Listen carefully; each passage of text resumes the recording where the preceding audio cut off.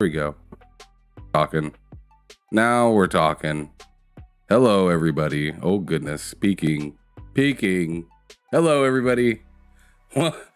Welcome to another episode. Quite the start we had right there for another episode of Gaming Got Me in the Feels. Oh, man. And so far, it has me feeling some type of way. I tell you that much. It has me feeling some type of way. But welcome to the show, everybody. You can see Wolong playing in the background. I've been having a great time playing that demo. Beat it twice now. Once solo and another time with my buddy Matt Likes Games. Really fun game. Definitely some stuff that you need to figure out in there. It's not something that you'll just be able to run straight at the boss and beat the heck out of them. Parrying is a big deal in the game. Blocking is definitely very important in that game. So I highly recommend that you give it a try, see if you like it. Definitely give the parry and blocking a good chance. You probably won't beat everything first run unless you're a freaking demon, but it's possible. But it's definitely possible. But anyways, welcome you guys. Welcome to another showing this afternoon of Gaming Got Me in the Feels. Today we got some stuff to talk about today. First of all, oh man, it should be a pretty dang fun episode. We have some pretty goofy stuff that we need to talk about. I got some personal thoughts about some things. Games with Gold is looking kind of usual when it comes to bad, and PlayStation Plus is making them look silly. Okay, so you might have seen it in the thumbnail if you paid any attention to that, but I didn't really say too much about that specific part in the title. Maybe I did. I don't remember. But anyways, moving forward, let's go on ahead and talk about what's going on for today. So let me just make sure I have everything in the right spot the way I want them to be, and we will get after it. So, the very first thing I wanted to speak about today was this right here. So, Obsidian apparently wants to make a new, or not a new, but a remastered version of Fallout New Vegas, which pretty dope. That wouldn't be a bad thing at all, especially if you recently been here about some of the different updates that's been going around as of lately, and we're supposed to be getting Fallout 4 all updated and whatnot. But let me get into the article first and foremost, just so you can have a good idea of what's kind of going on in their head. So the title reads: Obsidian wants to make Fallout New Vegas remastered. Key staff at Outer Worlds Studio expressed a desire to remaster the beloved RPG Fallout New Vegas, calling it awesome. This right here is written by Stephen T. Wright, and this news just was in yesterday. So let's see what they have to say. What's up, everybody that came through? Hello, whoever just dropped in. But Fallout New Vegas is one of the most beloved RPGs of all time and can be pretty tough to get it run well on a modern PC. The leadership of developer Obsidian would love to change that if they have a chance. With game direction, Tim Kaine and Leonard Boyersky, or I'm swinging for the fence on that one, saying that they would love to remaster the game, which would be pretty dope. And I do hear that's a lot of people's favorite Fallout. I personally never tried it out. Only Fallout I really got into was 76, and I didn't really get too into it.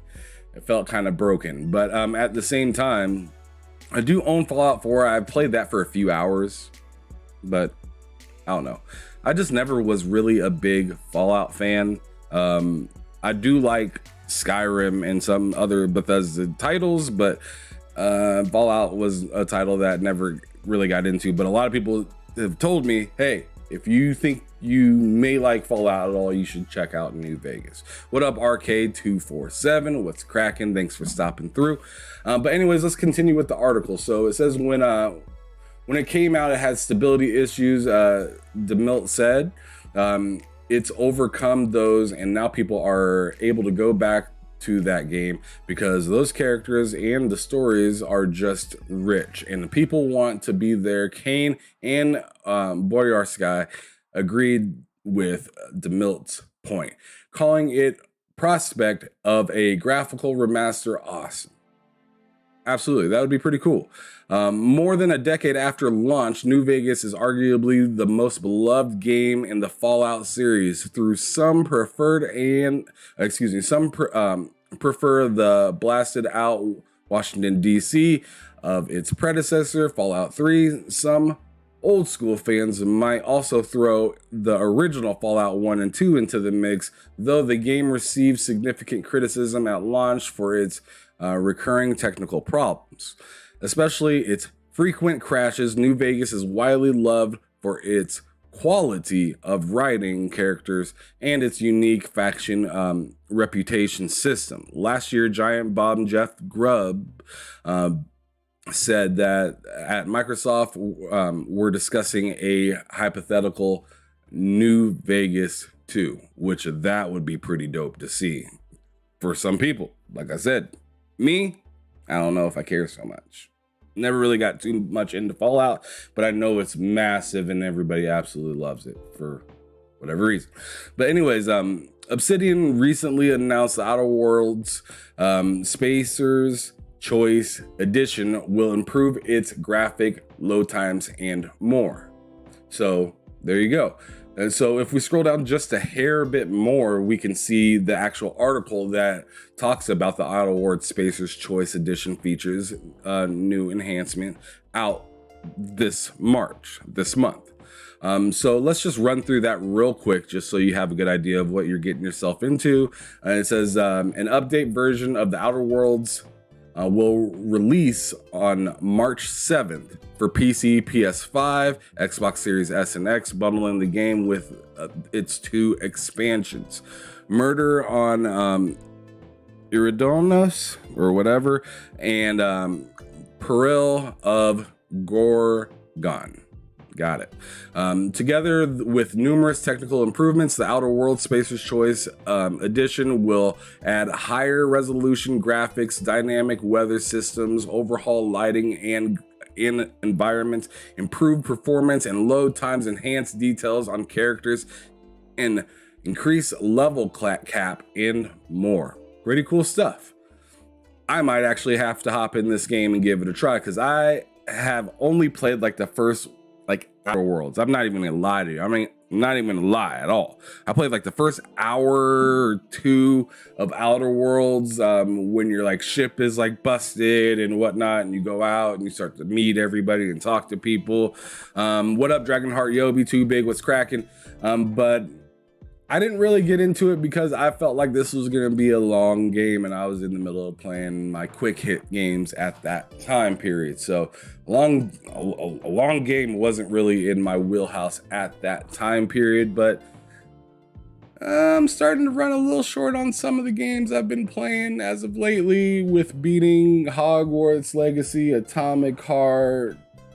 I'm looking for something else to play, so the new Outer Worlds might be perfect timing for me to hop into that game. It's either that or I'm going back to Skyrim. I don't know. Might even buy Gotham Knights. I don't know. I just need something to play for the newer consoles. I got plenty to play for the older consoles, which actually brings me to letting you know that I recently picked up this dope game right here. Oh, you can't really see it. Oh my goodness, what's going on? So this game, oh, there we go. Gotta put it in front of my chest. Gotta say it with your chest. All right, so I got this game right here, Ultimate Spider-Man. Fantastic game. Been liking that a lot. I accidentally picked up a second copy of of Resistance 2, so I got to take that back and get my money back for that joint. But I've been picking up quite a bit of games lately. If you guys didn't know, really unfortunate news. Really unfortunate news. I know I'm kind of getting off on a tangent and whatnot and getting away from the news, but screw it. Let's talk about life real quick. Let's just talk about life real quick. So, I work at a game store. I'm an assistant manager there. I really enjoy working there, but unfortunately, the store is closing down. And it's not just my store that's closing down. All 4 of the stores that the company owns are shutting down, which is super duper sad to me. Why is it sad, you may ask? Hey, you've only been working there for a few months. Why would you be super sad that your store is closing down? All right, let me tell you something real quick. I love video games. So if any video game store is shutting down, I'm not happy about it. All right. Number 2, this is the same store, although I don't live in my hometown anymore. This store has a shop in my hometown. And I have been using that shop since I was knee-high, able to game and whatnot. So the same store that I tell people about my time with the Sega Nomad, with getting the spring for my PlayStation to be able to play import games. A lot of my history, getting my original Xbox, GameCube stuff, like just games on games on games. I got all of that stuff. A lot of that history with that stuff that I had came from that store back in Lincoln, Nebraska, my hometown. Now, like I said, I don't live there anymore, but this is the store that's closing down. It's called Gamers. It's super unfortunate. But the one positive thing I'm getting out of the deal with the store shutting down is them prices are dropping. You know what I'm saying? Them prices are dropping. So as of right now, if you live in, I believe it's Sioux Falls, Lincoln, Nebraska, or Omaha, Nebraska, or Des Moines, Iowa, just keep in mind that Gamers right now is currently doing 30% off on everything in the store. Everything. 30% off. Next week, it's supposed to be 40% off. And then our last week of being open will be 90% off. Or actually, I think it's the last couple days. It's 90% off. Let me go to the chat real quick. I see 3-Bit. What's cracking? He said, after I saw they had some blackface stuff in Atomic Heart, I might be deleting that one. I already beat it, 3-Bit, and I didn't even know about that or see it. And that's kind of sad. And it's awkward because it's like I can't take back the experience, and I already had it. It's over. But yeah, that's something for sure. But you also said Ultimate Spider-Man is great, and those are facts right there. I actually need to continue to play that game. I only played a little bit of it, played like the first hour and a half, and it was a really fun game. Did a race versus that fire dude from the Fantastic Four. Fun stuff. Stanley Francois, what's cracking? He says, well, what's happening, Ham? Good to see you. Matt Likes Games pops up and said, I might need to grab the Outer Worlds Remaster, to be honest. Hey, man, I can't even hate on that. You got to do what you got to do, and I don't think it's a bad deal, man. Look, they upgraded the damn thing for all the new consoles and PC, which PC needed it bad. He also goes on to say it's a bummer when stuff from your childhood starts to go away, especially when it's something you actually connected to, like gaming. Yeah, it's super duper sad. I'm not happy that when I go back to town whenever I went back to town to see my mom, before I even moved to Des Moines, Iowa, where I work at Gamers now, because I used to live in Kansas just last year. The year before that, I lived in Missouri. In the year before that, I lived in Denver. Before I moved to Des Moines, I used to, whenever I went back to go see moms or bro, or for whatever friends back in Nebraska, I'd always stop at that Gamers, you know? I'd always go back and revisit those childhood memories, go see that stuff, go, you know, check out what's on sale. And of course, there's a couple other game stores I'd check out around town, but that was the spot for me. Like I said, I got my Sega Nomad from way back in the day there. I got my first, not my first, I got like my third Genesis there. But I did get my like first Xbox there, the OG Xbox, like ton of different games from there. And I even dated somebody that worked there. Like me and Gamers go way back. So to hear that not only is my store in Des Moines shutting down, but all of the stores are shutting down,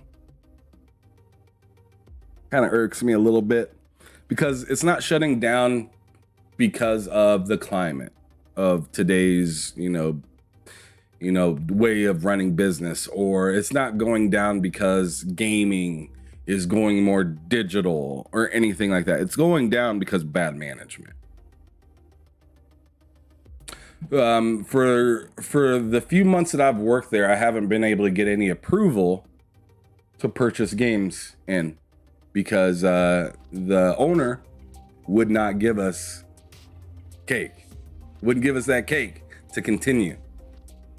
And what I mean by that is we're an older game store, right? So we sell Nintendo games, Sega CDs, Sega Genesis, Saturn, Atari, all the way up to the newer consoles, PS5, Xbox Series X, Switch, all that stuff, right? We sell like any and everything. But our main way of getting said things is through people not wanting them anymore. And we pay them, they give us their stuff, we resell it. But if the manager dash owner or whatever is not giving us money to buy in stuff, then half the reason that we're there, we're not able to accomplish our, whole premise of being there or working there and whatnot. So meanwhile, things are flying off the shelves, but we're not able to replace anything, because the only way that we get games, consoles, accessories or whatever is when people trade stuff in. So once I noticed that, the owner or, person leading the store ain't giving us cash to be able to continue, the writing on the wall was there. But the thing that I didn't see coming was that was happening at other Gamers that he owned as well. So super sad stuff. Anyways, I know I got off topic or whatnot. I apologize. But anyways, Outer Worlds remaster or new enhancements are coming out in March, and make sure you guys get that. That's coming out in 6 days from now, so just keep an eye out for that. But as for right now, I'm kind of ready to move to another topic. I am ready to do that. So let's go on ahead and move to the possibility of Nintendo getting a next gen console, which I swear that's flying all over the place. Nobody really has any super finite details. There's just details going left, right, and all over the place. Some people saying, we're gonna get an announcement this year. Some people saying, something's gonna come out at the end of this year. Some people saying, we're gonna hear something next year, whatever. But here is something that I caught from GameSpot, written by Eddie McCook. I'm assuming that's how you say his name, because I'm terrible with names. If you've been following me on this since day one, you'll notice that anytime I go to an article, I try to give their respects. You know what? But I'm terrible. I'm terrible at saying names. So I apologize, Eddie, if you ever come across this and check this, check me out for reading this or whatever. But just know that you're not the only one. I screw up everybody's name. Anyways, next gen Nintendo console coming late 2024, reports say.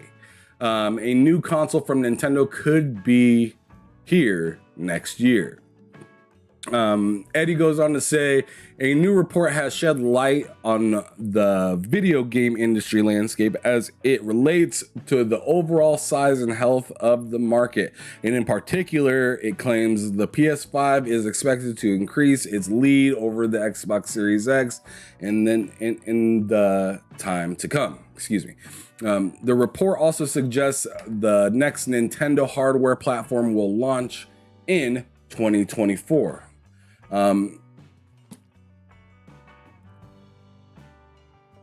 Ampere Analysis said that in a note that PlayStation 5 has reached 30 million units sold as of the end of 2022, compared to 18.5 million for the Series S and X.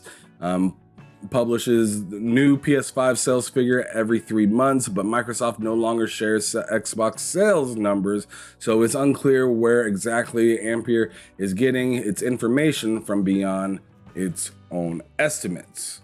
All right.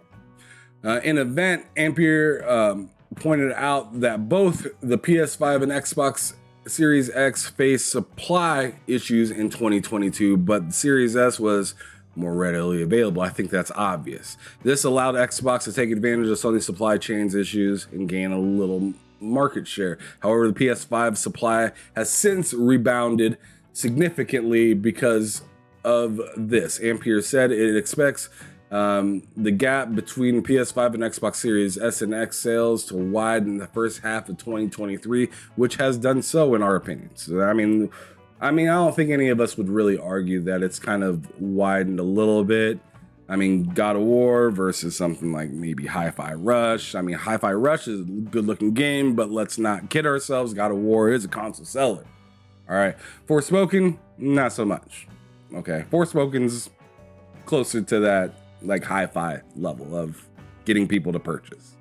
In my opinion, I think Hi-Fi Rush is far better than Forspoken in my opinion, but I'm not gonna sit here and lie to everybody and say, yo, Hi-Fi Rush is come out and it is a console seller. It's not. It's a great game, just not a console seller. It says, anyways, however, PS5, okay, I already read that. Both the PS5 and Xbox Series S are anywhere close to the Nintendo Switch, which sold more than 122.5 million units as of December 31st, 2022. The report went on to say that the next generation of Nintendo console will launch towards the end of 2024. But that's all it had to say.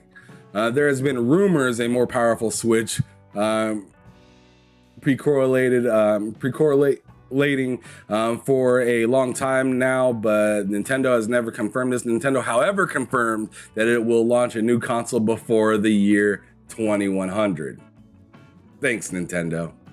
Nintendo will launch a new Switch Lite model in 2019 and an OLED model in October of 2021, but fans never got the rumored Switch Pro model. For 2022 overall, on a global scale, total spending on a video game dropped by 7.8% year over year to $56.2 billion, according to Ampere's report. The company said the delay of major game releases to 2023 and a lack of availability for PS5 and Xbox Series X impacted overall results. While year-over-year sales may have fallen, Ampere pointed out that spending on video games globally was up 18% compared to pre-pandemic levels of 2019. So what we can kind of take away from this article is gaming is doing great. Nintendo's kind of on a little bit of a downslide, but they're still killing it out there. Just because they're on a little bit of a downslide doesn't mean they ain't killing it anymore. They're just not topping their previous years or whatnot. So I assume that Tears of the Kingdom is going to come out. Nintendo is going to be crushing it once again for quite some time. In my opinion, they're going to let that ride probably towards the end of the year and then possibly say something about a new Switch. The only reason I think something like that is because if you look at the Breath of the Wild, remember that came out on the Wii U.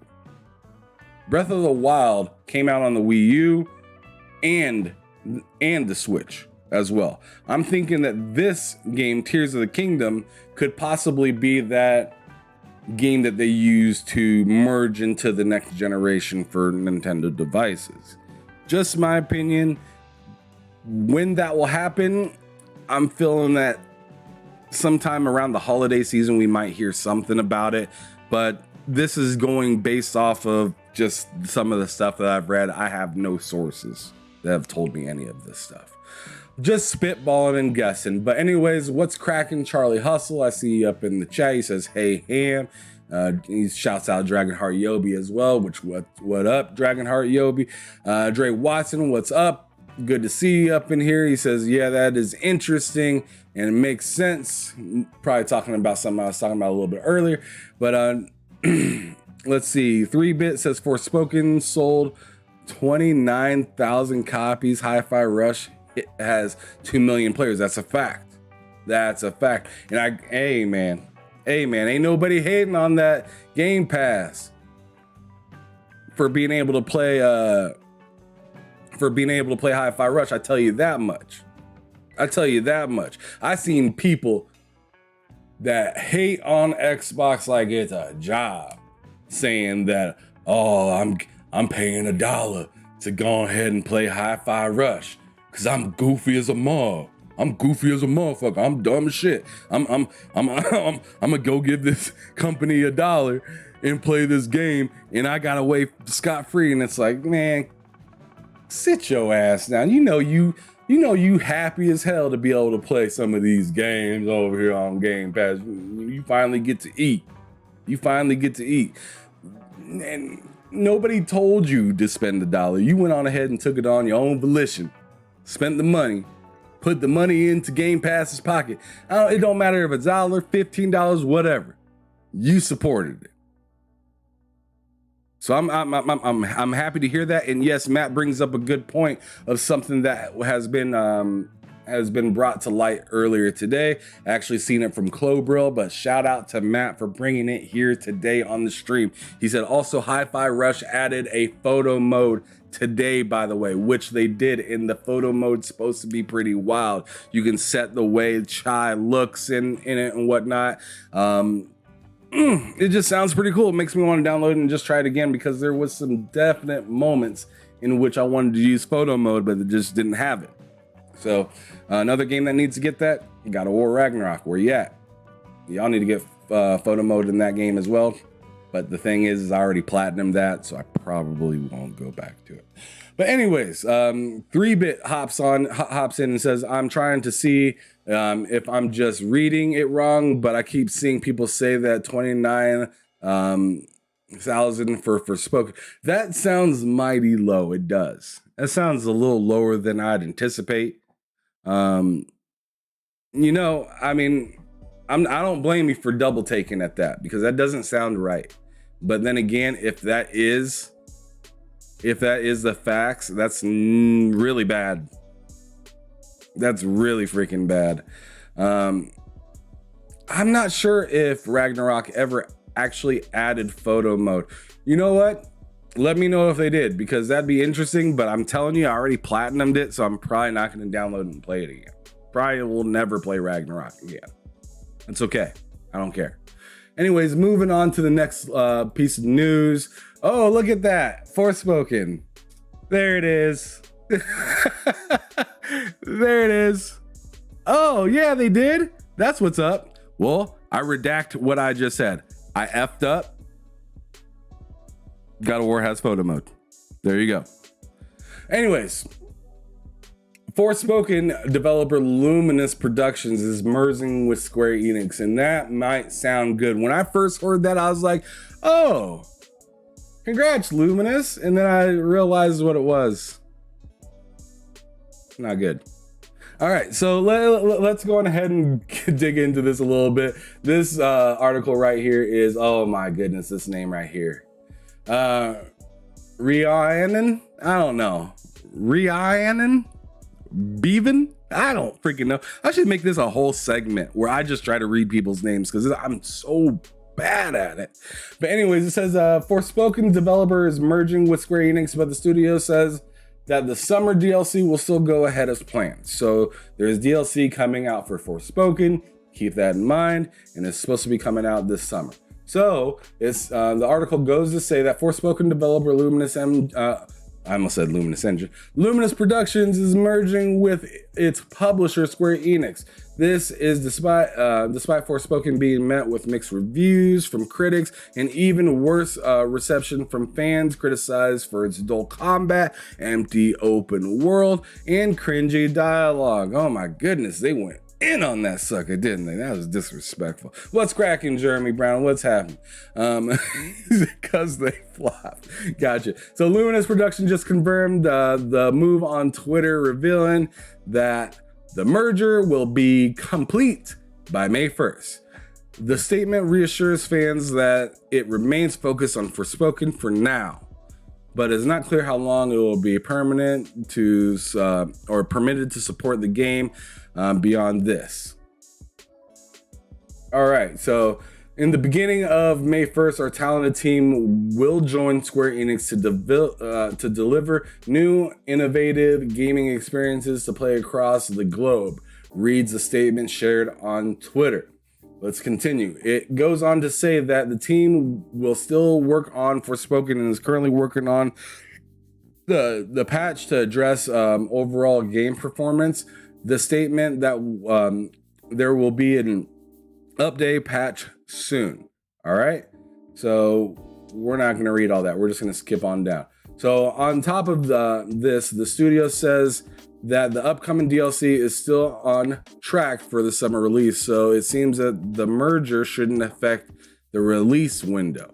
While this may sound positive for the time being, it is worth remembering how ruthless Square Enix can be when its IP isn't reaching expectations. Last year, Crystal Dynamics and Eidos Montreal were sold to Embracer Group for a relatively small sum. Yeah, it was kind of disrespectful, right? This came after misses like Marvel's Avengers and poor sales from the critically acclaimed Guardians of the Galaxy, which is a fantastic game. Highly recommend you go play it. Due to this, Square gave up ownership of the huge franchise like Tomb Raider and Deus Ex, as it seems to not want too many single-player games to worry about at once. Sure, that's why. So with Forspoken not being a runaway success either critically or apparently commercially, it remains to see how long Square Enix waits before it pulls the plug. Of course, it's not a live service, so we'll still function, but we may get fewer updates than the devs originally intended. Yikes. So it seems like Square Enix is quick to react. They are very quick to react when they don't like something, which, I mean, most businesses probably are, right? But they've been taking L after L after L. And I actually had a Behind Them Six episode not that long ago with David Faulkner. Really dope individual. He's big time into PlayStation, but he likes gaming in general. All right, so I'll give him that respect. What he did say is he's really nervous about Final Fantasy. Okay. He's nervous because he thinks the last one wasn't so hot. And also just looking at Square Enix as of right now, they aren't the most trustworthy of people out there. So let's go to the chat real quick before we hit the next subject. As I said before, Jeremy Brown came through and said, "'cause they flopped." That's nice. 3-Bit comes through and says, "I'll do more research because there's no way it's 29,000 sold games for Forspoken." I just don't believe that either. I feel like that's just like maybe one country or something like that, because that just sounds insane. I think that was just for retail or something. I mean, maybe it was just for physical copies, because I just find that too hard to believe. And Jeremy Brown says, "Yep, Square isn't your savior. When they're done with you, they are done with you." Never trust Square, LOL. Goddamn. Yeah, I mean, I'm kind of right there with you, and especially as a person that plays Xbox first and foremost, looking at their, the way they work with Xbox and whatnot, I already didn't trust them.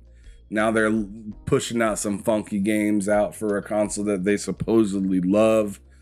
It's not a good look for Square at all. But moving on. Oh, Final Fantasy, here we are. So this right here is wild, in my opinion. It says Final Fantasy cutscenes longer than the entire Lord of the Rings trilogy runtime.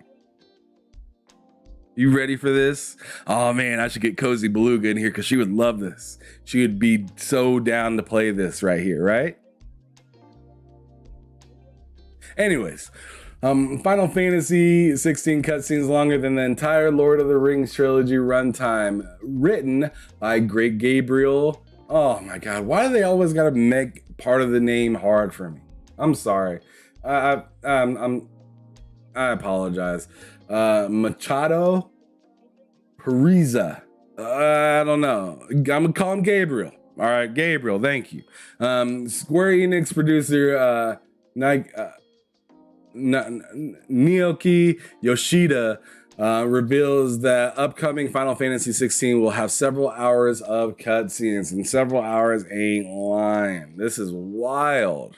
Okay, so Final Fantasy 16 will have a surprisingly high number of cutscenes, and they will last more than the entire runtime or the entire run of Lord of the Rings movie trilogy. The news was revealed by Final Fantasy 16 producer Naoki Yoshida. I'm so bad with names. Anyways, who talked more about how the new title is shaping up and the expectations from its story. Final Fantasy 16 is one of the most anticipated games of 2023, and the gamers already know a few details about its story. The game will follow Clive, Clive, a man in a story of revenge in the magical world of Valistia. I hope I said that right. It will feature a classic magic crystal and summons, but will also have a darker, more mature storyline than previous titles in the franchise. That sounds attractive. Clive saw his kingdom being destroyed along with his younger brother, Joshua. He'll be out for revenge on the people who wrecked his life. Okay, so it's a revenge story. Go figure. But in a recent interview, Yoshida revealed that Final Fantasy 16 will have 11 hours of cutscenes alone, following the traditional of long cutscenes that are found in many JRPGs. As a comparison, the whole Lord of the Rings trilogy takes about 557 minutes, 9 hours and 17 minutes to watch in theoretical versions. Someone would need to watch the extended version, which has about 682 minutes, 11 hours and 22 minutes, and that's counting the credits to match the upcoming Square Enix titles cutscenes. These won't be 11 hours of doom and gloom, though, as it is already confirmed that Final Fantasy 16 will have romance in it, so Clive will get at least a bit of happiness in his dark journey. Excuse me. The reason for so many cutscenes is that the team wants to tell a story that will feel really complete. Final Fantasy 15 was widely criticized for using DLC to finish the story properly, so the developers are trying to avoid that. Also, according to Yoshida, all of these cutscenes will be seamlessly interwoven into the game, playing in-engine in real time. and none of them will have characters doing anything that the player can't do in game. If Yoshida succeeds in his ambition, this can be one of the best years of Square Enix ever. I don't know about one of the best years of a Square Enix ever, but I mean that would be pretty dang amazing if he pulled that off, right? I'm having seamless interwoven like cutscenes that you can, be part of and you can see in real time. I mean, that's pretty cool. But unfortunately, PC players may need to wait a long time before they can get their hands on this cutscene-filled JRPG. In recent statements, Yoshida affirmed that Final Fantasy XVI will not reach PC this year. The reason is that the team is currently focusing on the efforts of optimizing the PS5 version, not on further ports. The PC gets disrespected once again. Square Enix, I swear they don't give a damn about PC. And let's go on ahead and talk about that real quick. Because this article right here by Demi Williams, look at that, a name I can say. Awesome. Anyways, it says Final Fantasy 16 on PC will release more than 6 months after the PS5 version. Not good. Not good at all.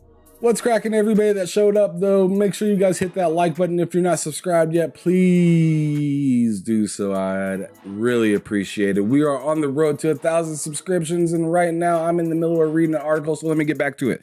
Anyway, so Final Fantasy 16 producer, I'm just going to call him Yoshida from now on. I just cannot pronounce his first name very good. Yoshida has confirmed that the PC version of the upcoming JRPG won't launch 6 months after the PS5 version. In a Japanese PlayStation blog post via Shinobi 602, Yoshida dived into all things Final Fantasy 16, discussing everything from gameplay mechanics, the main cast of the character, story details, and more of its PS5 release this summer. On bringing the game to PC, the producer explained that he's caused a stir with his remarks about eventual platform releases, but wants to clarify some things because I don't know if you guys seen some like if you've seen the interview with him when they brought up the whole PC port and whatnot. It was like the cat got his tongue. Like when he was asked about making a PC port, he didn't look like he was down for that or cared about that at all. He wanted this just to he was just like, yo, if you want to play this game, buy a PlayStation. That's it.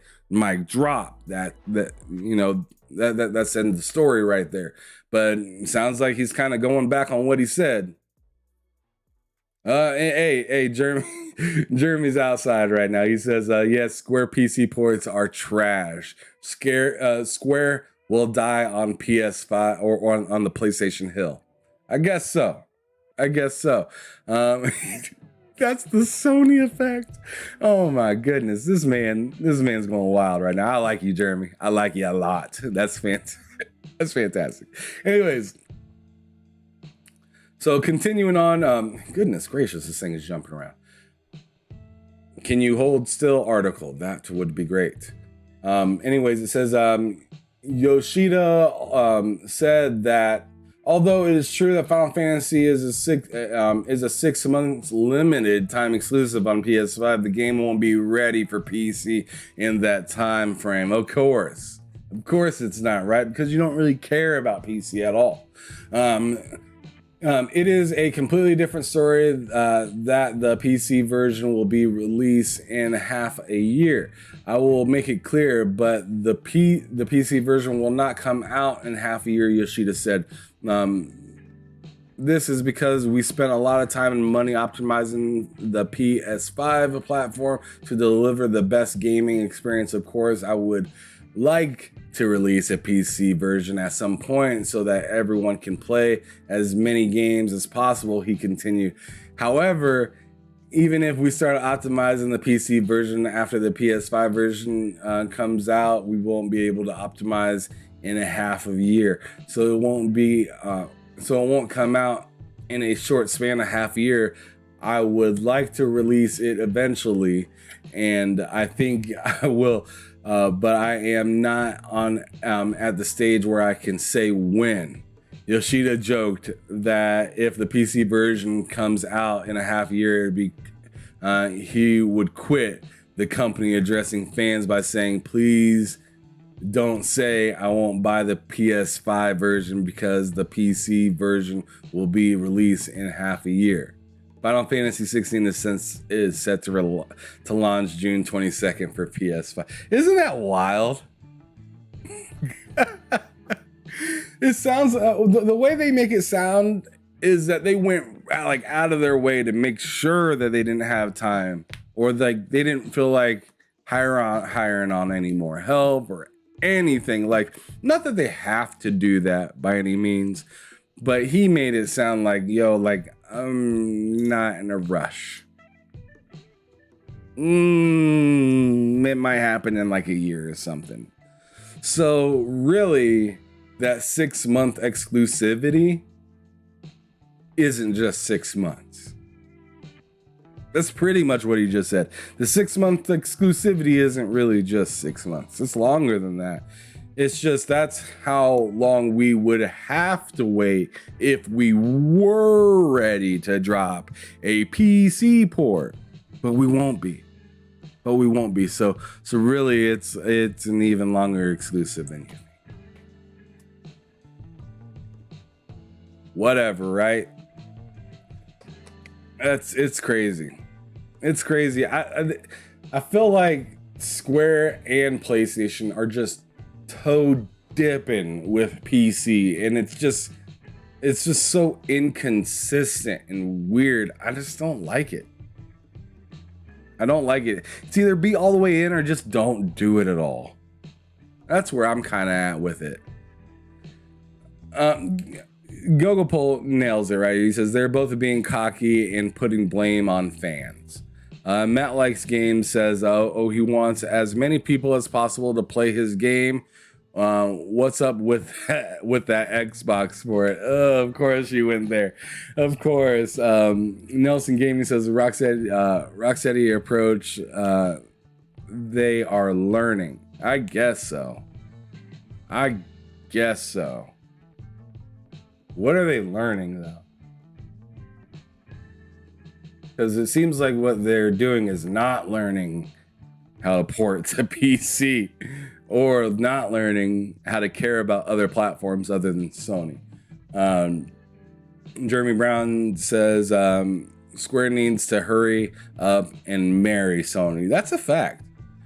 I mean, I'm 100% with that. If you're gonna keep, tiptoeing around PC, you don't want to put anything on Xbox.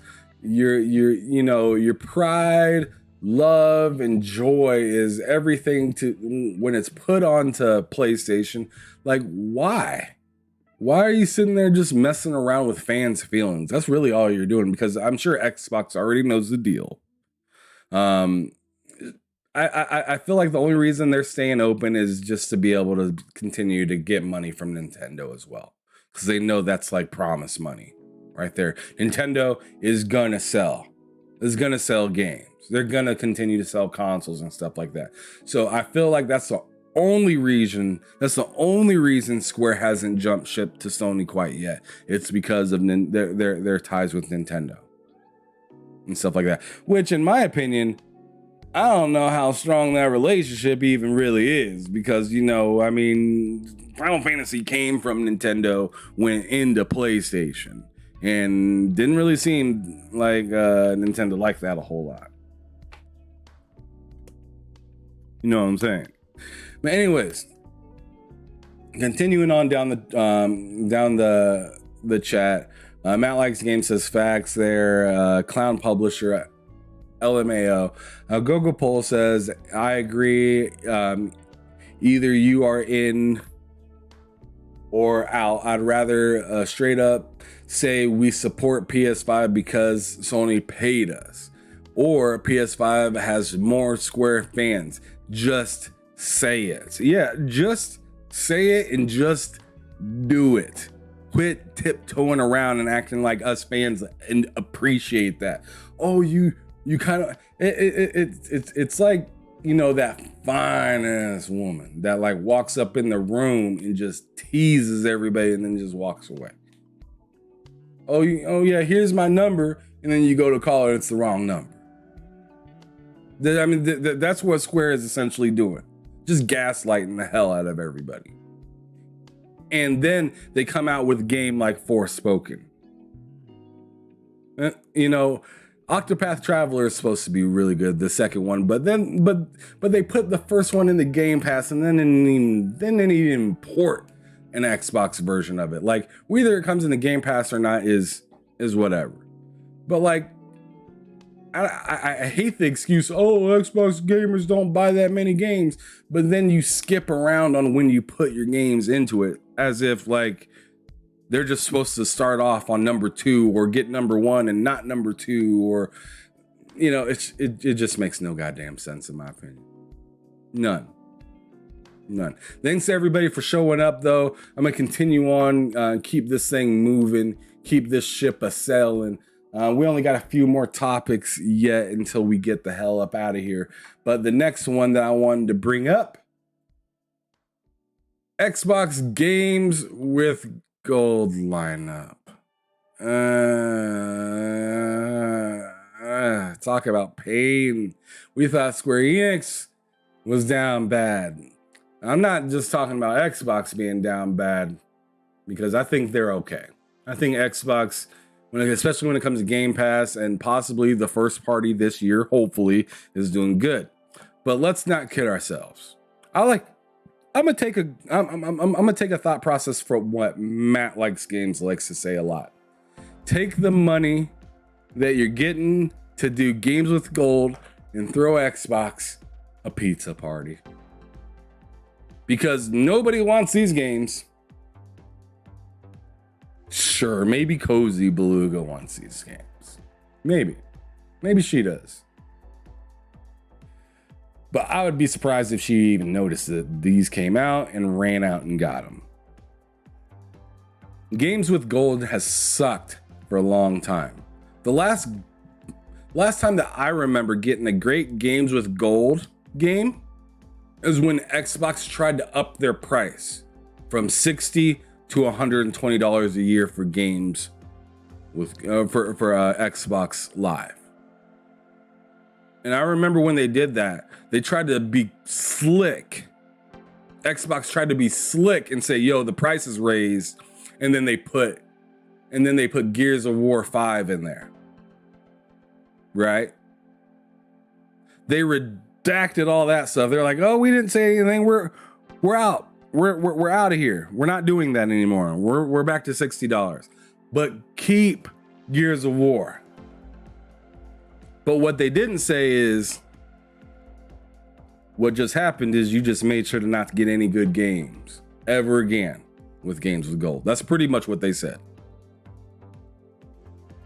They gave us Gears 5 and said, don't ever ask us for another great game in games with gold. If you want a game, go to Game Pass.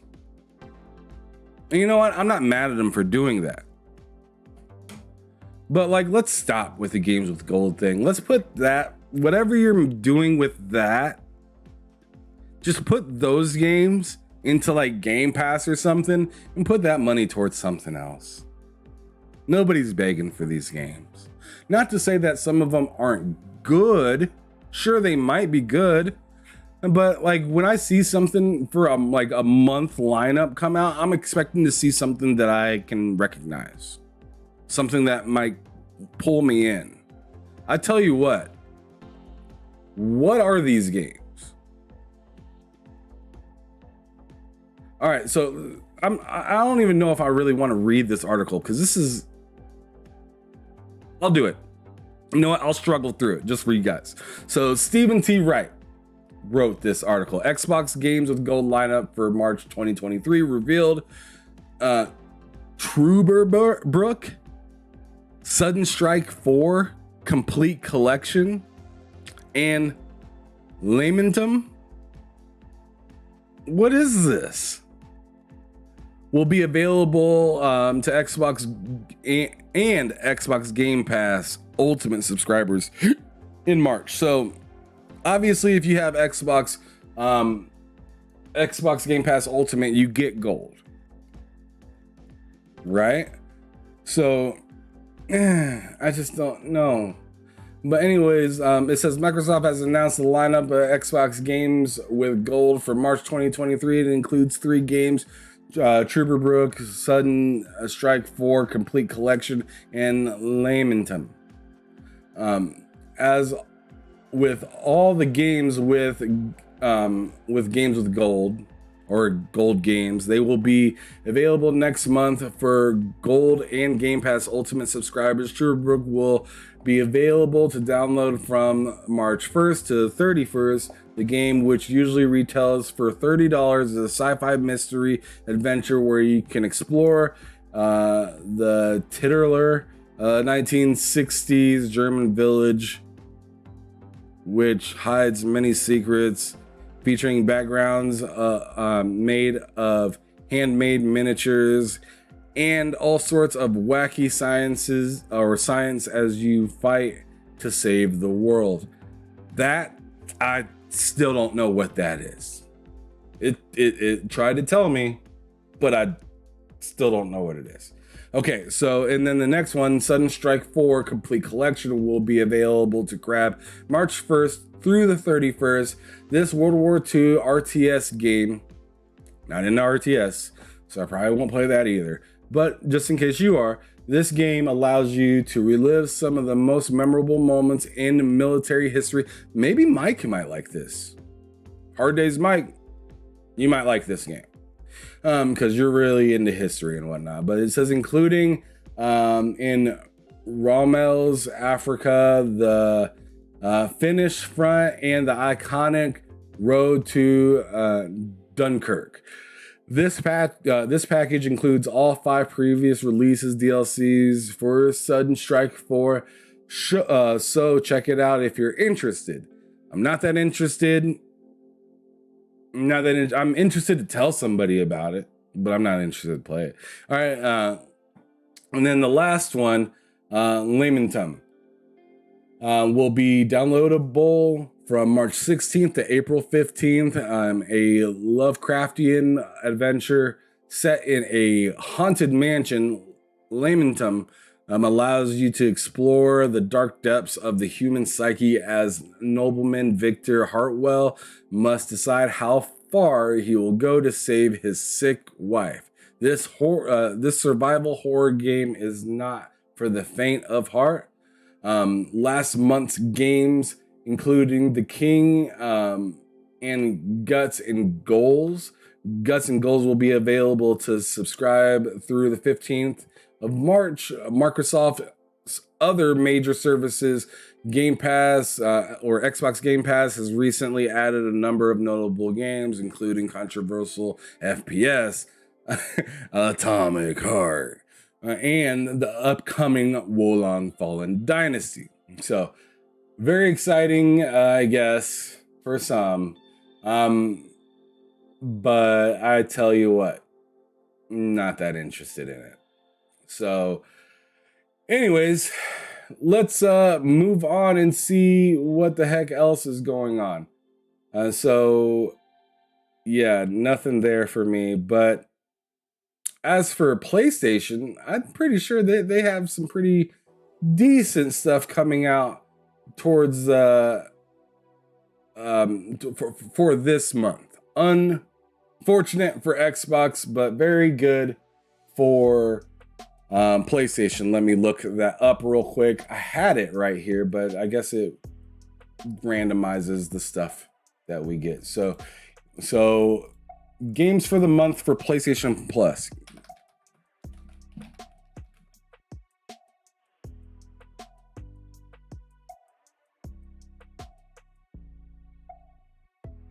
Let's just go on ahead and look at this real quick. So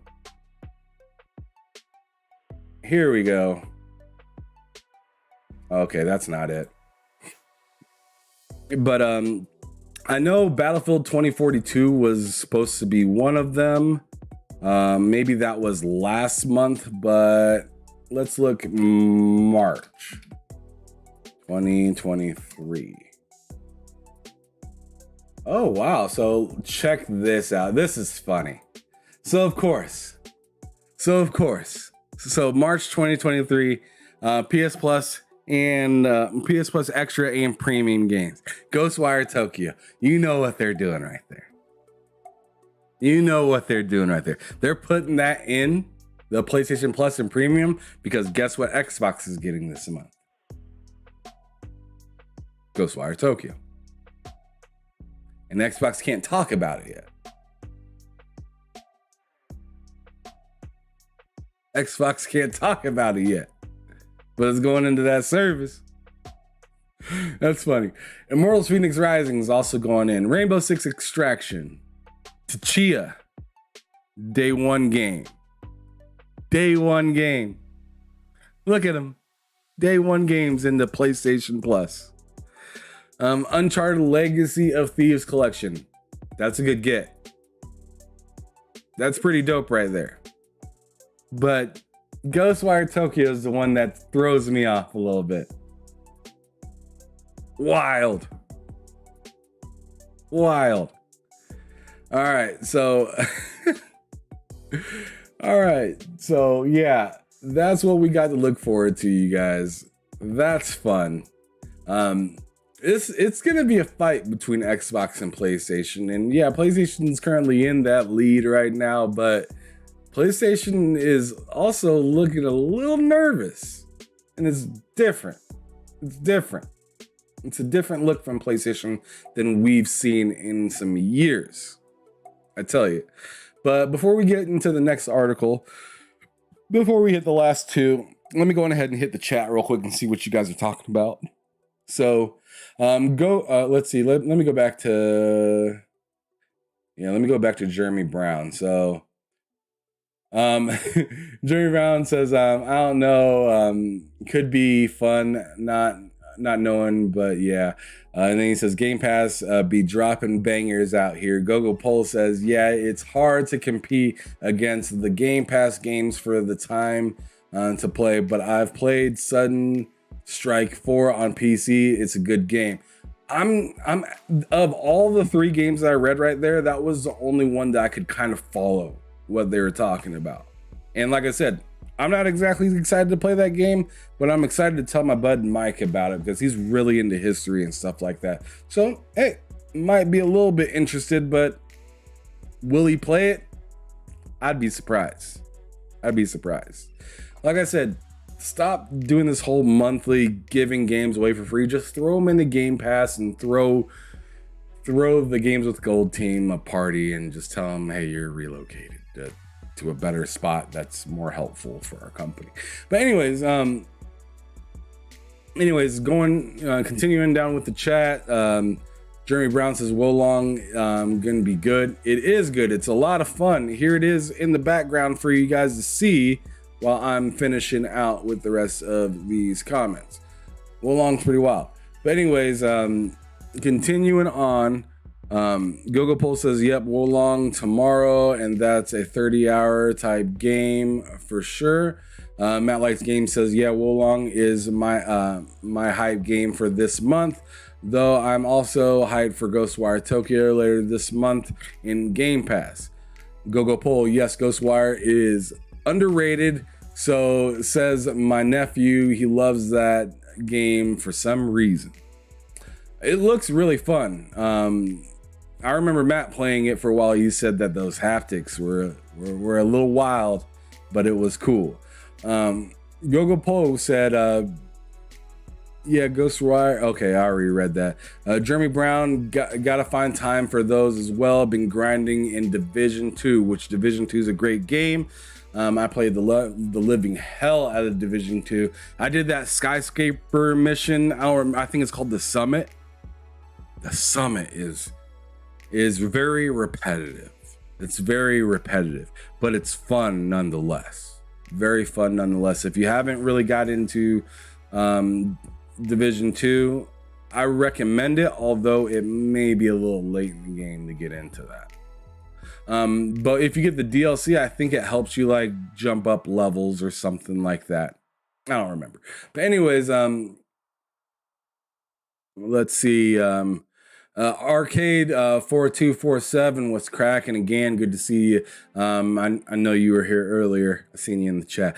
It says it is this month for Battlefield 2042. Okay, so it is this month for Battlefield 2042. Good to know. And a lot of these games that we're seeing on here, other than Ghostwire Tokyo and Tsuchiya, and in Uncharted as well, are already in Game Pass or set to be in the Game Pass. Ghostwire Tokyo being that one that's set to be at some point.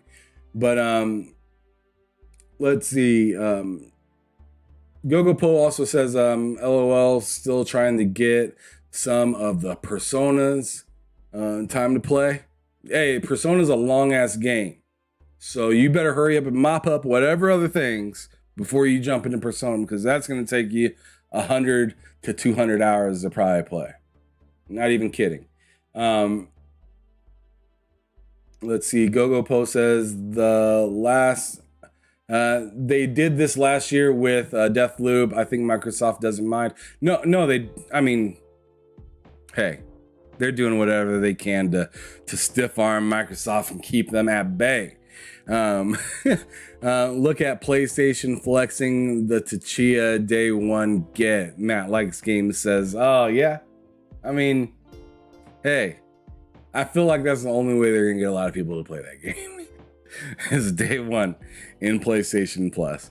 Those are a bunch of old news, but new to PlayStation Plus, I guess Jeremy Brown says. He also goes to say, nah, PlayStation shaky right now. They just sell more units, but they're always shaky.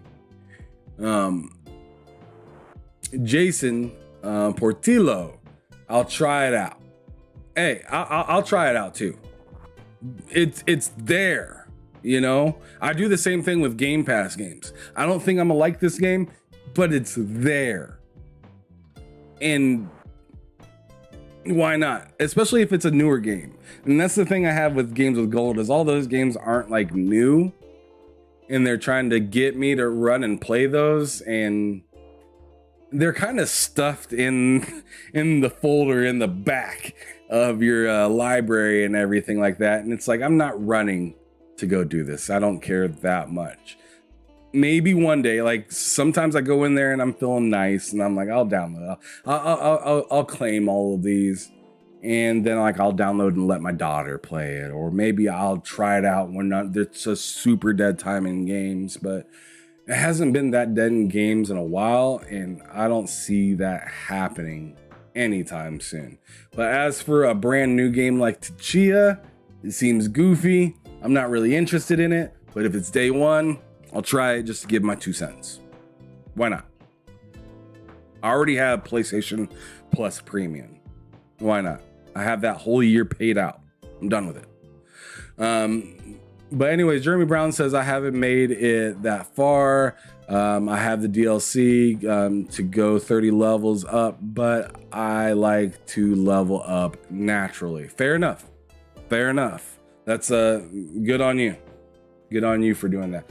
But anyways, we're all caught up with the chat now. Let's go into the last couple of topics before we get up out of here. Next one being Game Pass. But not just Game Pass, but PC Game Pass. Ponte, what's cracking? I love the deuces that you always get. Throw up the chunk of the deuce. What's cracking? It's good to see you, Ponte. But anyways, the reason I bring up Game Pass today, it's more or less this. Oh wait, you guys can't even see this right now. So bam, there you go. Game Pass.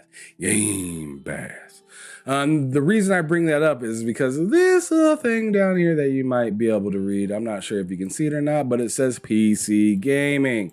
And this is a big deal for PC gaming. Why?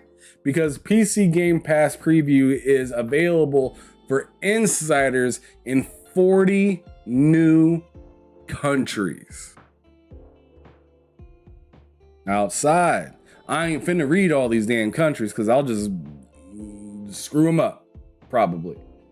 But I mean, a lot of these companies you would have thought were already doing the damn thing, but they're not. So it says, as a part of our mission to expand the joy and community of gaming to every player in the world, we're excited to announce we're bringing a preview of PC Game Pass to 40 new countries for the first time ever. And it shows all of these companies right here getting it, from Albania to Egypt, El Salvador, Morocco, Panama, Paraguay, all the way down to Ukraine and Uruguay. Wow. So it says beginning, which was yesterday, beginning on February 28th, gamers in these new markets can sign up for PC Game Pass Preview program, giving them immediate access to a library of 100 of high-quality PC games on Windows, including new Xbox Game Studio releases on day one, iconic Bethesda games, an EA Play membership, and member-only benefits in Riot Games. It only takes a few minutes to download the Xbox Insider Hub app and sign up to join the Insider program. Once registered, players can enjoy the preview on PC Game Pass for a special testing price for the first month. That's not bad. Hey, Jeremy said it in the chat. That's dope right there. Okay? Appreciate you too, Ponty. I see you. He says the PC Game Pass library adds new games all the time, and more great games from Xbox Bethesda are coming to PC Game Pass soon.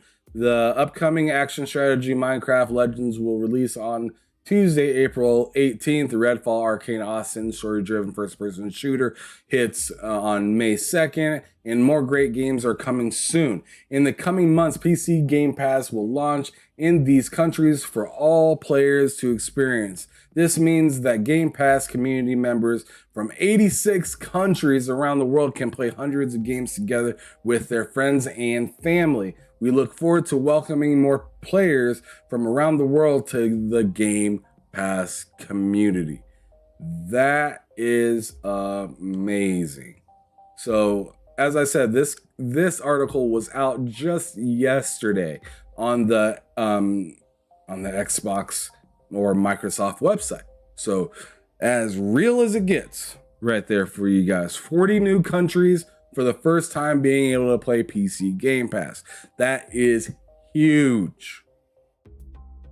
You may not think it's big for the console. Sure, it's not big for the physical console that is Xbox Series X or S or whatnot. But as for a company that's trying to sell you a service, because that's what Xbox is more or less becoming nowadays, instead of just a hardware company that gives you a bunch of software to play, they are literally spreading themselves all over the world in different types of ways to be able to play. Now, and these aren't just countries that, like, you know, the average person has never heard of.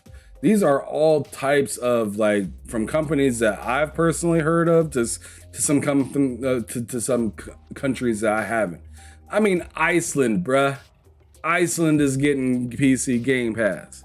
Georgia, El Salvador, Ecuador, Cyprus, Croatia, Costa Rica, Bosnia, Bolivia, like all these places.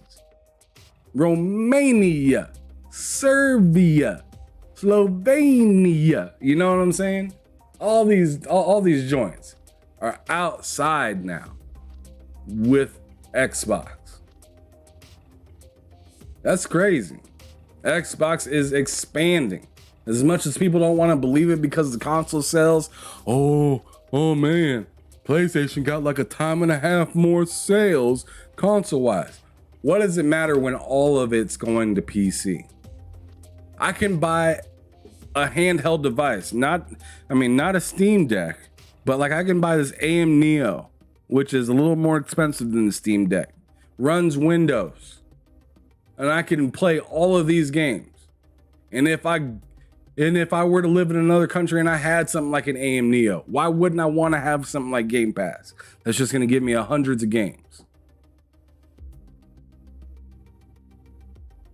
I'm just saying. But anyways, last topic of the day before we get up out of here. It said it in the thumbnail. It said it in the title. This game is still not going to PlayStation 5. This game's still not going to PlayStation 5. I don't know why people keep bringing this up as if it's unbelievable or something. Hello, Mr. Joanna Dark. Thank you for coming through. By the way, thank you everybody for coming through. Especially if you guys are just showing up, make sure you hit that like button. If you're new, hit that subscribe button. If you'd like to help me, hit that subscribe and share it. That'd be great. But anyways, continuing forward, this article by Mohammed Qasim. I hope I didn't screw up his name too bad. But anyways, he says, Microsoft will not give up Starfield as an exclusive, unlike Call of Duty. I don't understand why this is an article. Right, Mr. Joanna Dark? Is Spider-Man 2 coming to Xbox? Like, what are we doing here? What are we doing here? Like, and it's funny some of the ways people are trying to make this make sense. Like, oh yeah, you said that you would, keep Call of Duty and possibly other Activision games being able to play with other places, the Nvidia and Nintendo. Why not something like Starfield? No, the only reason that any Bethesda game is out for PlayStation right now, or ZeniMax games or whatever, is because they had a predetermined negotiation already. I can tell you, Starfield wasn't on the table during that discussion. They were not on the table. What was on the table is what you're seeing in the last few that were Deathloop and Ghostwire Tokyo. After that, cut off. It's weird that no one's saying anything about Redfall. No one's saying anything about Redfall not being or being exclusive. No one's saying, oh man, that's crazy. That ain't fair, that ain't right. Ain't nobody saying that. Everyone's concerned is Starfield, and you know why they're concerned about it. You know why. Because it's gonna be great. And how dare Xbox make a great game and keep it to themselves?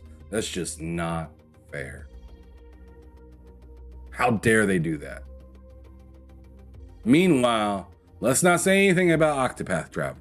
Let's not say anything about any of the Final Fantasies. Let's not say anything about Forspoken. Let's not say anything about Stellar Blade, which was supposed to come out for Xbox, but got washed. Let's not say anything about God of War or Spider-Man. Let's not say anything about those things. Because, Insomniac made games for Xbox before. Why are they doing it now? It's crazy. People will have an answer 7, 8, 10, 12 ways to Sunday for you when you say, why isn't this game on Xbox? But they don't understand it when the tables are turned. And why isn't this game going to PlayStation? Oh, they're confused. It just doesn't make any sense. It's silly. Let me hit the chat real quick before I go get into this article. Let me hit the chat before I get into this silly ass article. All right. So, anyways, Mr. Joanna Dark coming in hot, saying, I am still waiting for Final Fantasy VII remake on Xbox even after they said it was only 2 years exclusivity. Hey, you know, Mr. Joanna Dark, I just got done talking about Final Fantasy 16. That's supposed to be only a 6-month exclusive thing. But Mr. Yoshida said that they ain't even working on PC right now. And if they are, it's very minimal because they're so focused on the PlayStation that they don't have time or resources to work on the PC port. Because, you know, money doesn't matter unless we're making PlayStation happy. That's what I'm hearing. Money doesn't matter to Square Enix unless it's PlayStation's money. It's insane. It's insane. Jeremy Brown says they are not getting it. LOL. No, they're not. No, they don't want to get it. That's the thing. Because like I said, how dare Xbox have a good game all by itself? No way. Next thing you know, they're going to be like, where's Hellblade? We're going to see on the internet, Hellblade's not coming to PS5. Shocker.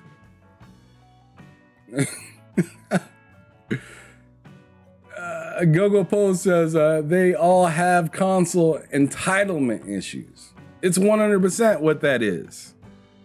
I don't know why you aren't happy with what you have. I thought you just have everything. I mean, you have a ton of stuff. You got more than Xbox has. Why are you so mad that they finally got something? You got this big old plate of food, right? Why are you looking at my bag? You got stuff to eat. Eat. If you are not starving, why are you buying Game Pass? Why are you getting a day one for the $1 and saying, yo, Uncle Phil can have my measly $1? Support still. I just don't understand the grandstanding for that kind of stuff. It just doesn't make any sense. Mr. Joanna Dark said Final Fantasy 16 is being funded by Sony. The article came out. Oh, okay. Ooh, of course it is though, right? But what we were saying earlier in the chat, Mr. Joanna Dark, is Square just needs to, the only reason Square is still messing around pretending to be third party pretty much, in my opinion, is because where they're at with Nintendo. I want to hear your thoughts on that, Mr. Joanna Dark. Because I think the only reason they have not got bought out by Sony is A, maybe they had too much stuff. They had to get rid of some of it. And then B, they got ties with Nintendo still, and they don't want to stop money that they know will come in because Nintendo always sells their stuff. I want to hear what you got to say. But moving forward, Jeremy Brown says double standards, 100%. Matt Likes Games, LOL, I saw certain fanboys saying, where's Hellblade 2 today? Can't make it up. Can't make it up at all. But anyways, getting into this. Oh, Mr. Joanna Dark comes back and says, why buy the cow when you can get the milk for... Okay. Fantastic analogy, brother. All right, so getting into this article, this silly article, let's go on ahead and dissect a little bit. So it says Microsoft has been making headlines recently with its proposed acquisition of Activision Blizzard.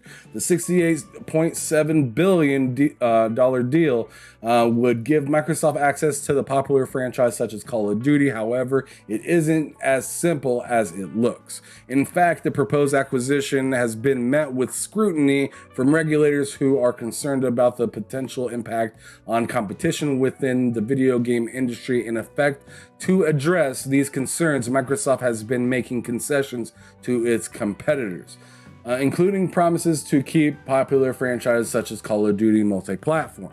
While this move is certainly a step in the right direction, there is still concerns about the potential for Microsoft to use its newfound power to limit competition and stifle innovation within the industry, which is really weird. That whole paragraph is fucking weird. It says, while this move is certainly a step in the right direction, there are still concerns about the potential of Microsoft using its newfound power to limit competition and stifle innovation within the industry, as if Microsoft did not offer anything.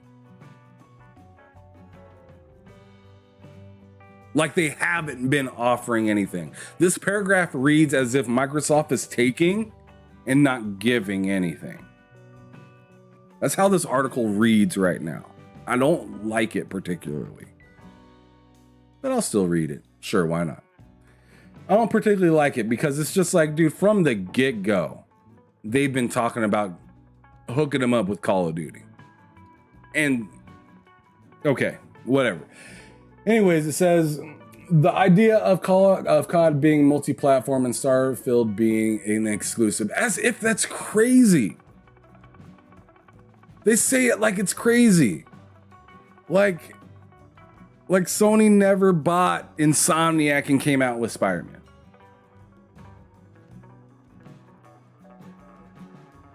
Yeah, I just don't know what to tell this guy. But anyways, he says, some experts have pointed out that Microsoft's acquisition of Activision Blizzard would give the company control over some of the most popular video game franchises in the world, which could make it difficult for other companies to compete. What other companies? Where is this plural part of companies? Who are the companies?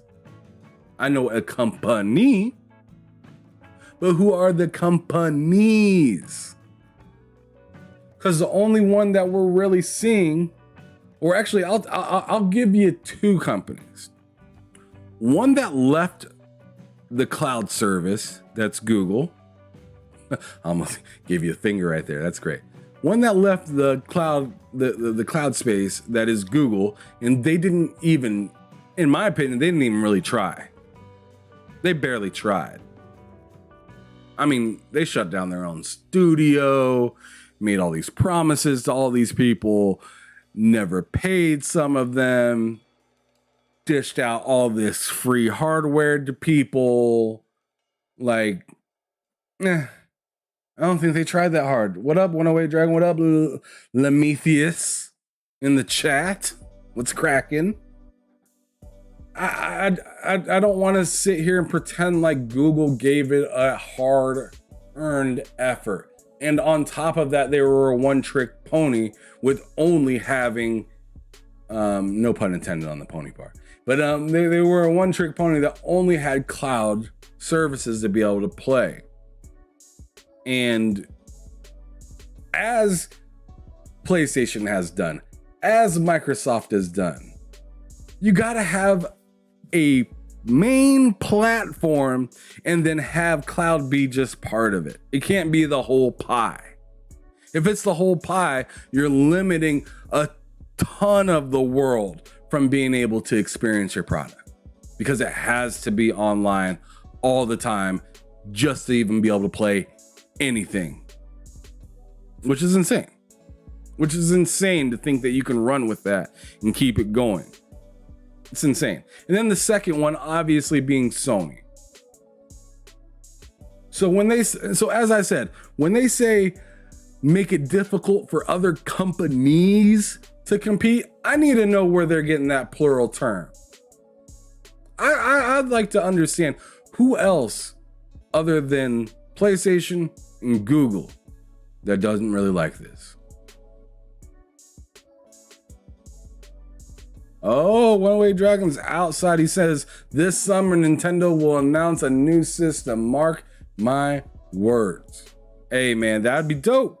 I was sitting here thinking at the end of the year that they would. I thought they might give this whole Tears of the Kingdom some breathing room to get up as much, or get as much money as possible, and then drop the news about the new Switch or new Nintendo and then, you know, make everybody double dip. That's what I think they do, 108 and Prometheus. That's what I thought. But anyways, let me continue down the rest of this article. Let me get that finished before we tie everything up. I'll chat with you guys for a little bit before I get up out of here. But anyways, it says, despite these concerns, Microsoft has been promising regulators that Call of Duty will continue to be available on multiple platforms in order to clear the way for its proposed $69 billion acquisition of Activision Blizzard. At the same time, the company has been insisting that Bethesda Starfield will be an Xbox exclusive. However, if we look at the core and the crux of all of this, to be fair, there are legitimate reasons why Starfield is exclusive and Call of Duty isn't. But again, it seems if Microsoft doesn't have a proper approach. What? How is... So according to this article, in my opinion, according to this article, Phil Spencer should have been screaming that Starfield is exclusive while they were purchasing Bethesda, because he could do that. No, he couldn't. And then when he did come out on the stage, whether they did it properly or not, I guess there's some sort of debate, but I feel like they did it as proper as they need to. They don't need to go any further out of the way to let people know. It's on the people to look it up at some point. Hey, if you're really excited for this game, if I'm really excited for any game, I know where it's going. I mean, I don't know why people are acting confused. When you see a game's coming out, when I seen God of War is coming out, I knew where it was going. Even 2018, when I seen that God of War, I knew where it was going. It wasn't going to Xbox. When I see Halo coming out, I know where it's going. You know, when I see a title that, or a publisher or a developer that's owned by another company, I know where it's going for the most part.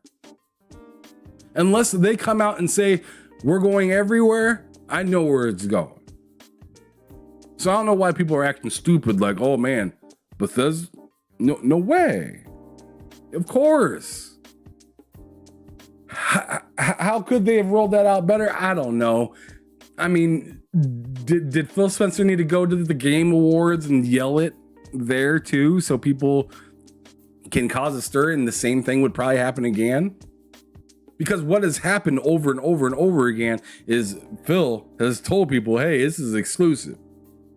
And what people have done is cherry pick a few words and say, there is a possibility it could go on PlayStation. I make jokes all the time with my own friends. Oh man, I can't wait to play Hi-Fi Rush when it comes to PlayStation. I make jokes like that because I know it ain't happening. But what I don't do is go onto public sites like Twitter and stuff like that and spew that nonsense. I'm not going to spew that nonsense here. I will tell you right now, it was a joke. But I'm not going to actually try to convince people that it's going somewhere it's not. Not without letting them know, hey man, I'm cracking a joke right now. These fools out here are serious when they're online telling you, oh man, it's a possibility it's going to... They're either serious or seriously trolling to the point that they know that what they're trying to do is make Xbox seem somehow more irrelevant. Or just irrelevant in general. But anyways. Yeah, so as I said before, they don't think they took the proper approach, but I think that it was fine. But anyways, to be clear, the confusion, Phil Spencer, CEO of Xbox, stated on the Xbox On interview that making Call of Duty an exclusive would pull the game away from millions of people on other platforms. However, with Starfield, Microsoft isn't pulling away something, he said, which is a fact. I've never said Starfield wouldn't be exclusive to Xbox. I think what I said is we're going to take it on a case-by-case basis, talking about Bethesda games. We're not going to pull games that are on other platforms, aka games that are already out, like Skyrim and stuff like that. That's already out there for people to play. Exclusive titles in the console space is part of the business. All platform holders do it. There are marketing beats for the platform. Our competition have a lot of exclusive games. Yes, exactly. So cut the cap. So when we're launching new games, there are certain games that are going to make exclusive for us is always a little bit hard. Excuse me. Yeah, exclusives for us is always a little bit hard because we ship everything on PC as well. But let's just say ship on Xbox, PC, and playable on cloud. And some of those won't be available on other competitive platforms. There's no example in Bethesda of us pulling something away from PlayStation's community that they had. Keyword had. Past tense. Okay? Or of games people are playing. Us not counting to update those. Same thing with Minecraft Dungeons, and we'll do the same thing with Minecraft Legends when that comes out. So that's coming out everywhere as well. Okay, Minecraft Legends, all that stuff. It was on PlayStation before, so why wouldn't they get it now? Is what they're saying. It's technically the same game updated or with DLC. So yes, you will continue to get that because it's part of that game that you already have. But as for a brand new title, Redfall, brand new title. Starfield, brand new title. You're not gonna get those. Now the question does lie on and in my opinion, I don't think it's much of a question, but Outer Worlds 2, I don't think that's going to PlayStation. Now I understand they got Outer Worlds 1, but let's look at Hellblade as well. Hellblade 1 came out on PlayStation, but I don't think Hellblade 2 is going to. It shouldn't. It shouldn't. If it did, it wouldn't crush me because I don't have any money in this. I don't care. Do I think it would suck for Xbox? Sure. Sure I do, because the other guys over there are making everything exclusive that they possibly can. They're even making sure that you don't get things at the same time that they do. So do I think it's sad for Xbox? Sure, if they did that. But does it affect me as a consumer? No. In fact, it helps me as a consumer because I can play it in multiple places now. What would make it even more helpful is if I could transfer my saves. But I'm not going to pretend that this hurts my feelings because at the end of the day, it doesn't. It doesn't. It doesn't matter to me. All of this stuff are just things that house the games I play. They are not stuff that I absolutely need or care about. I mean, really, dang near any game I can just emulate on this PC that I'm talking to you on right now. Except maybe some new games. But I'm not going to pretend that any of these pundits or any of these people are out here paying me, because they show as hell ain't. I'm out here doing this for the love of game, and I tell you that much. That's it. But anyways, overall, Microsoft proposed acquisition of Activision Blizzard has been the potential to shake up the video game industry. while the company promises to keep Call of Duty on multi-platforms are certainly a step in the right direction, there are still concerns about potential impact on other competition and innovation within the industry. As Microsoft continues to work towards regulator approval, it will be interesting to see how it addresses these concerns and what impacts the acquisition will ultimately have on the gaming world. So there we have it. There is that weird article for you that kind of paints things a little rough, in my opinion. I think what it's doing in this article is kind of like, I don't know, being a little weird about some of the things that actually went down and kind of hiding some of the messaging. But whatever. They got me to read it. So there's that. But anyways, let's hit the chat one more time and let me kind of give you guys my take on some of this gaming stuff, some of these games I've been playing, and you know what I'm excited for, what I can't wait for, and also do my outro obviously. But oh my god. Hey, 108 Dragon in the chat telling me to get that PSVR 2. And you know, I'm still bouncing between the PlayStation VR 2 and the AM Neo. Or the Aya Neo. Excuse me. I always say AM Neo. It's the Aya Neo. So I'm gonna ask you right now, Mr. Joanna Dark. I'm putting you on the spot, bruh. But which one would you see me enjoying more between that PlayStation VR 2 and the Aya Neo? I'm putting you on the spot, bro. I know we've talked about the Aya Neo and it looks phenomenal. But I'm saying for right now, if you were to have to come up to my job and tell me, hey, this is the one thing you need to get, what would you say? I'm just wondering. I'm just wondering because I've been bouncing these two ideas for like 2 weeks now. And it's getting frustrating, but at the same, see, he said that, so, oh man, I was on the cusp, Lemon, of getting that PSVR 2, but now I'm right back where I started. I'm right back in between the two of them. Great, because if okay, so yeah, because you're more gamer on the go. Oh man, this isn't helping. Oh my goodness. All right, well, anyways,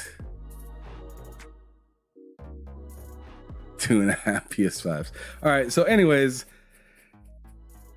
as of lately, what I've been playing, one really cool thing I got in the mail just the other day is this guy right here. Support gamers, you guys. Support gamers. I got this dope little thing right here. Everborn. I got some books from him. I got like the whole collection or whatnot. So I got this one, Ariel's Adventure, Prince of Arcadia, right here. The Redlands right here, in the hard copy of Prince of Arcadia as well. These bad boys right here, I definitely need to go through them. Make sure you guys are not just hitting the like button and hitting subscribe for people, but make sure you support them. Like, you don't have to give them a ton of money or whatnot. Hell, I bought those books on sale. I didn't buy them at full price. You know why? Because I ain't rich. I seen them suckers on sale and I was like, it's my time. I ain't gonna lie to you. I seen them on sale and I was like, it's my time to support you. Because I ain't got money just falling out my pocket. All right? It just is what it is. I do the same thing with video games too. Hey, I'd rather get you on a sale than get you at full price. And that's with anything. Anybody that tells you to pay full price for something, I don't know why they licking the company's nuts. It's not my thing. I'm trying to get the best deal possible all the time. All the time. If I can use Xbox reward points to buy something, I'm gonna do it. If I can use Sony points to buy something, I'm gonna do it. Gift card that a buddy gave me, I'm gonna use it. If I don't ever have to pay full price for anything, I will never do it. I don't care. I'm living for my family, not to impress a bunch of people I don't know. I tell you that much. I tell you that much. I'm taking advantage of every discount I can. But I will try to support as many people as I possibly can as well. With that being said.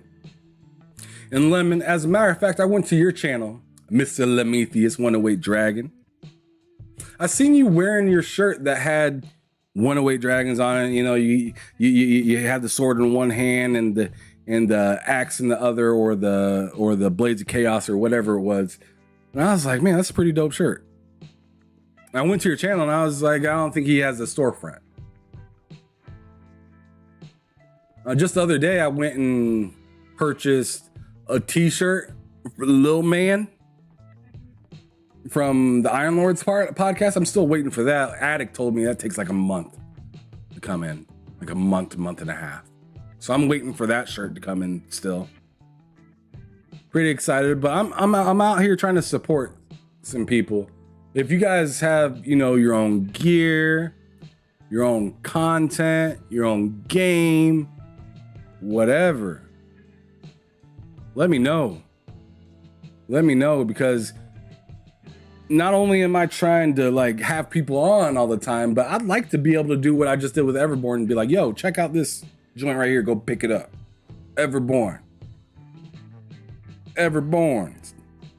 You know what I'm saying? I'd love to continue to do that. And instead of having all these crazy Manscape or what's the one that I recently just got told that I have some sort of partnership with. It's like an energy drink. Can't even remember the name of it.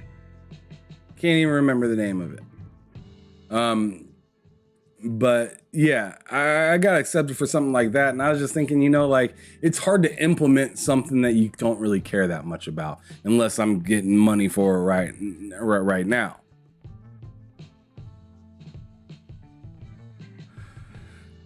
It's a lot easier to do something that you care about and something that you actually engage with. Like Everborn. I've talked to him several times. I've had him on my show Behind Them Sticks. He's the only person I've ever had on Behind Them Sticks where I messed up and he actually was willing to redo the entire episode. I had one whole episode with him. It was like an hour and a half conversation. It was fire. Then I realized the sound wasn't on the whole conversation, so we had to run it back. It was super awkward. It was the first time I got to know him.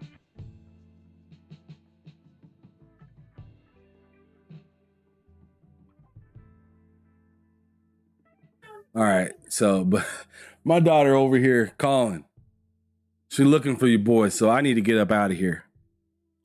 But yeah, I really appreciate everybody that came through, everybody that hit that like button. Little girl, you're gonna have to wait a second. I'm sorry about that. But anyways, I appreciate y'all for coming through. Make sure y'all hit that like button. If you haven't hit that subscribe button, share this joint out. Let people know that I'm outside. I'm doing my thing. I'm, you know, having my own show on Wednesdays. I do this every Wednesday, 1 o'clock Central, 2 o'clock Eastern. Thank you so much for spending some time with me. Y'all take it easy. And as I always say at the end of every show, y'all make sure to keep it gaming or keep it moving. Peace out, y'all.